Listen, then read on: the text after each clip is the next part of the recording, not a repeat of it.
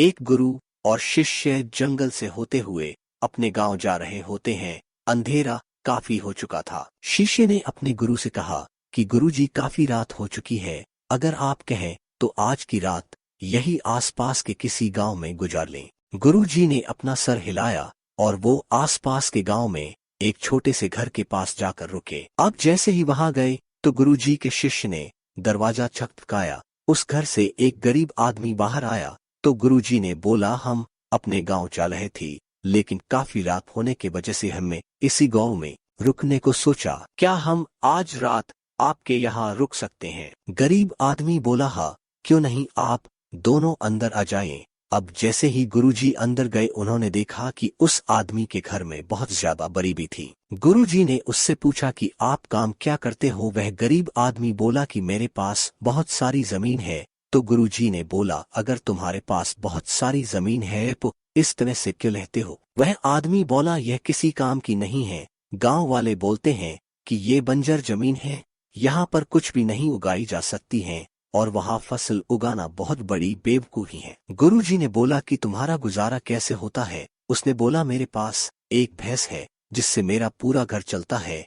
ये सुनने के बाद गुरुजी सो जाते हैं और रात में जब सब लोग सो रहे होते हैं तब गुरुजी अपने शिष्य को उठाते हैं और उस गरीब आदमी की भैंस लेकर अपने गांव चले जाते हैं। शिष्य अपने गुरु से पूछता है कि गुरुजी, कहीं आप ये गलत तो नहीं कर रहे हैं? उस गरीब आदमी की रोजी रोटी इसी भैंस की वजह से चलती है। तो गुरुजी अपने शिष्य की तरफ देखते हैं और मुस्कुराते हुए आगे बढ़ जाते हैं। उस बात को तकरीबन 10 साल गुजर जाते हैं और जो गुरु का शिष्य था वह बहुत बड़ा गुरु बन चुका था। तो एक दिन उन्हें उस गरीब आदमी की याद आती है कि मेरे गुरु ने उस आदमी के साथ अच्छा नहीं किया था, मुझे एक बार चलकर देखना चाहिए कि वह आदमी अब किस परिस्थिति में है। वह शिष्य उस गांव की तरफ जाता है और वहां जैसे ही पहुंचता है तो वह देखता है कि जहां पर उस गरीब आदमी का झोपड़ा था वहां पर एक बड़ा ही आलीशान महल बन चुका था और उस झोपड़ी के बाहर जो बंजर जमीन थी उस पर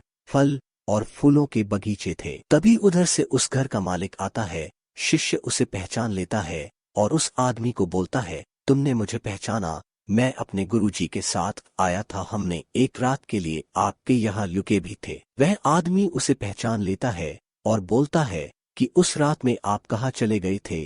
और उस रात के बाद ही मेरी भैंस कहीं चली गई थी, मेरे पास कोई वास्ता नहीं था, तो मैंने अपने जमीन पर मेहनत की और फसल निकल आई और आज मैं इस गांव का सबसे बड़ा और सबसे अमीर आदमी बन चुका हूँ। ये सुनने के बाद शिष्य के आंखों में अपने गुरुजी के लिए आंसू आ गए और उसे ये बात अब समझ आई और वो रोने लगा। इस कहानी से हमें ये सीख मिलती है कि हमारे अंदर ऐसी बहुत सी टैलेंट छुपी हुई हैं, लेकिन हमें कोई ना कोई चीज रुका कर रखी है। वो आपके फैमिली वाले भी हो सकते हैं, आपको जॉब भी हो सकती है, कुछ और भी हो सकता है। देखिए, आपके पास भी तो भैंस की जैसी कोई दूसरी चीज तो नहीं है।